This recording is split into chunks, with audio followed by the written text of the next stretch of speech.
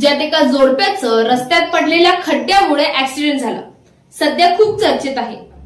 गुजरातच्या जुनागड येथे पावसाळ्यापूर्वी रस्त्याचं आणि गटराचं काम सुरू असल्यामुळे गड्डा करण्यात आला, पण तो गड्डा भरणं किंवा त्याच्या समोर साईन बोर्ड लावणं कुणालाच आवश्यक वाटलं नाही. पण ही फक्त एका ठिकाणची गोष्ट नाही. पावसाळा आला की अनेक गड्ड्यांमध्ये पाणी साचल्यामुळे वाहन चालकाला तो गड्डाच दिसत नाही आणि परिणाम ऍक्सिडेंट.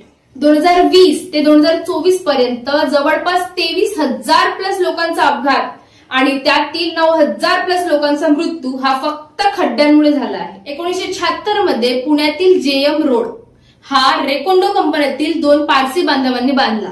त्यात आधुनिक हॉट मिक्स ऍस्फाल्ट तंत्रज्ञान वापरले, उच्च दर्जाचे साहित्य, मजबूत पाया आणि पावसाचे पाणी साचणार नाही यासाठी योग्य ड्रेनेज व्यवस्था देखील करण्यात आली. आज 50 वर्षानंतरही हा रस्ता एकदम सुरळीत आहे. ना कुठले खड्डे ना कुठलाही त्रास. पण प्रश्न असा आहे की जर 50 वर्षापूर्वी इतका मजबूत रस्ता बनू शकतो तर आज का नाही? त्याचं कारण म्हणजे जर रस्ता तुटणार नाही तर टेंडर कसा निघणार आणि टेंडर निघणार नाही तर घुसखोरी कशी होणार? पावसाळा सुरू झाला आहे म्हणून वाहन चालवताना किंवा पायी चालताना सांभाळून चाला. एक छोटीशी सावधगिरी आयुष्यभराचं दुःख टाळू शकते.